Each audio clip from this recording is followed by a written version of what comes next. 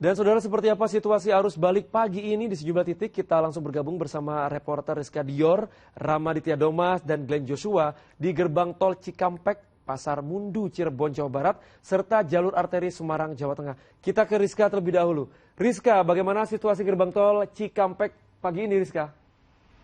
Ya, selamat pagi David dan juga saudara. Untuk pantauan arus lalu lintas pada pagi hari ini di gerbang tol Cikampek Utama, kami memantau ramai lancar di kedua arah, baik para pemudik yang masih menggunakan jalur tol mengarah kembali ke Jakarta ataupun sebaliknya yang masih akan menuju ke tol Trans Jawa. Kalau kita lihat, memang ini jalur tol pagi hari ini masih didominasi oleh bus pariwisata, David dan juga saudara, meskipun kami tak jarang melihat masih banyak pula kendaraan truk-truk atau kendaraan roda 4 besar lainnya yang masih lebih mendominasi jalur pagi hari ini daripada kendaraan pribadi begitu. Namun jika kita berbicara data nih David dan juga saudara, dari kemarin hingga pagi hari ini sudah ada kurang lebih 53.000 pemudik yang sudah mengarah kembali ke Jakarta.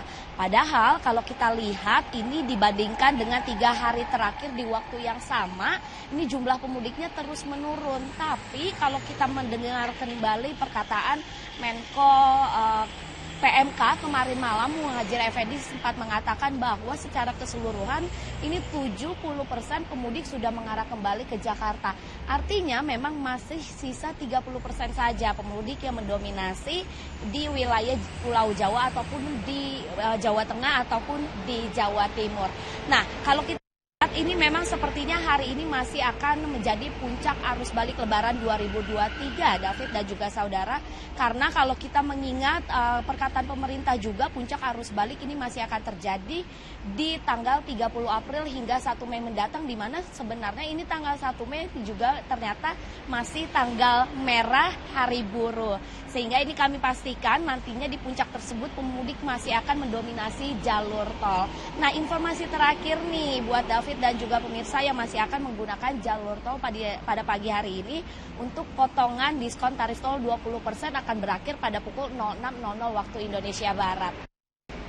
Dan untuk mengetahui situasi terkini di wilayah Cirebon Pasar Mundu, sudah ada rekan kami Ramaditya Domas di sana. Selamat pagi Rama, silakan laporan Anda.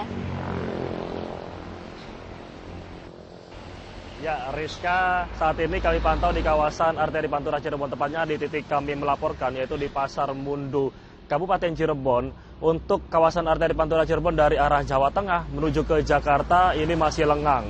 Kendaraan yang melaju, baik itu motor dan juga mobil plat dari luar Cirebon tidak begitu ramai. Biasanya keramaian baru terjadi nanti pada pagi hari hingga sore hari. Seperti kemarin kami pantau kepadatan terjadi mulai siang hingga sore hari di beberapa simbol kemacetan di kawasan arteri Pantura Cirebon, mulai dari Simpang Kalijaga, Simpang Pemuda, Kedawung, Simpang Trusmi hingga Simpang Palimanan. Sementara sebelumnya puncak arus balik fase pertama sudah terjadi pada Rabu kemarin, yaitu sebanyak 118.000 motor yang melintas dari kawasan Jawa Tengah menuju ke Jakarta di arteri Pantura Cirebon. Dan hari ini diprediksi akan dimulai, yaitu puncak arus balik fase kedua di kawasan arteri Pantura Cirebon hingga esok hari. Sementara rekayasa lalu lintas yang sudah disiapkan oleh kepolisian adalah nantinya jika terjadi kepadatan di kawasan arteri Pantura Cirebon, tepatnya via ke Jakarta, akan dialihkan ke arteri Pantura via Indramayu menuju ke arah Jakarta.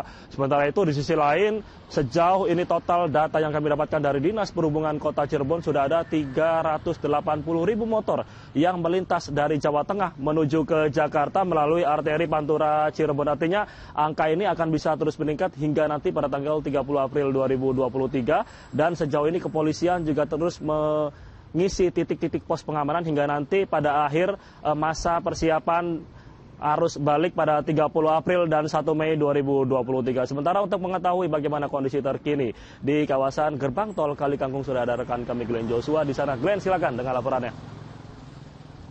Ya, gerbang tol Kali Kangkung pada pagi hari ini tampak sepi, tidak ada antrian di 8 gardu yang dibawa ke arah Jakarta maupun arah sebaliknya. Jika kemarin kendaraan roda 4 ini mendominasi, untuk pada pagi hari ini lebih didominasi oleh kendaraan pemudik. Selain itu juga ada truk yang membawa sembako yang sudah mulai diperbolehkan untuk bisa menggunakan arus dari tol Trans Jawa. Sementara untuk tol Trans Jawa baik itu ke arah Batang maupun ke arah Jawa Timur, ini keduanya tampak ramai lancar. Tadi kendaraan kami bisa melaju di kecepatan 80 sampai dengan 100 km per jam. Berdasarkan data yang kami dapatkan hingga H+5 kemarin, ini rata-rata setiap jamnya yang melakukan transaksi di gardu tol ini ada kurang lebih 2.000 sampai dengan 2.500 kendaraan.